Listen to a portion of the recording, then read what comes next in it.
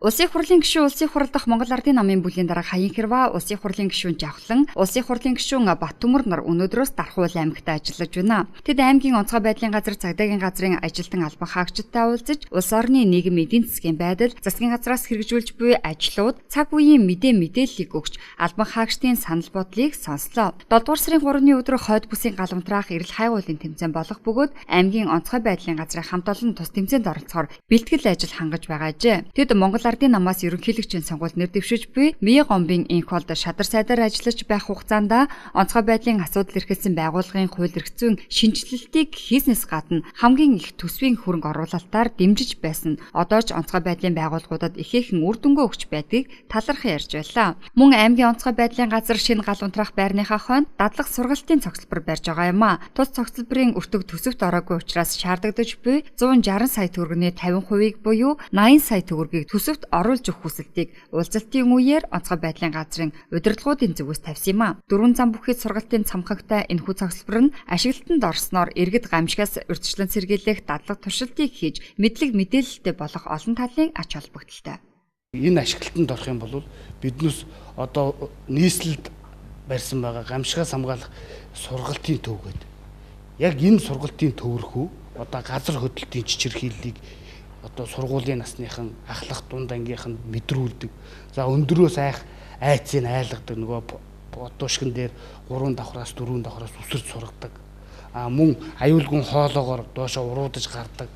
Гэх мэтчлэн дотор талдаа сургалтын танхимуудаа галын хороор одоо галыг бага хэмжээнд нь гал тогооны хэмжээнд бууданга өлгсөн хувцас хөшиг шатах юм бол яаж унтраах вэ гэх мэтчлэн иргэдийн гамшигаас хамгаалах анхан шатны мэдлэг ойлголтыг өгөх юм цогцлбор болох юм. Нийт өнөөдрийн байдлаар 170 гаруй төрийн тусгай албан хаагч байгаа.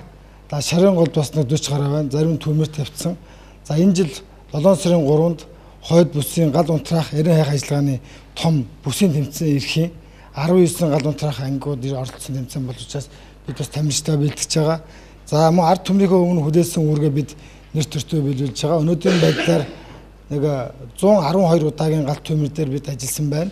За ард иргэдийн өмч хөрөнгийг нэлээд дажгүйсэн авч хамгаалсан тоо баримтууд байгаа.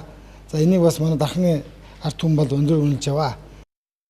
Энэ өдрийн уулзалт аймгийн цагдаагийн газарт үргэлжиллээ. Цагдаагийн газар аймгийн хэмжээнд 200 гаруй албан хаагчтайгаар дарханчуудынхаа амар тайван байдлын төлөө цаг наргүй ажиллаж байна. Өнөөдөр манай улсад хэрэг илрүүлэлтийн хувь өндөр байдаг хэдий ч хууль хэрэгжих нь маш дутмаг байдаг нь үнэн. Тиймээс цагдаагийн албан хаагчдыг хууль хэрэгжилтийн талаар саналаа хэлж байхыг улсын хурлын гишүүдийн зүгээс хүслээ. Улсын хурлын гишүүн улсын хурал дахь Монгол Ардын намын бүлгийн дарга Хаян Хэрва хэлсэн үгэндээ Монгол улсын эдийн засаг сайжрахын хэрээр төрийн тусгай албадыг бэхжүүлэх чиглэлээр төрийн бодлогод тодорхой зүйлүүдийг тусгаж ажиллах шаардлага байгааг онцлсан юм.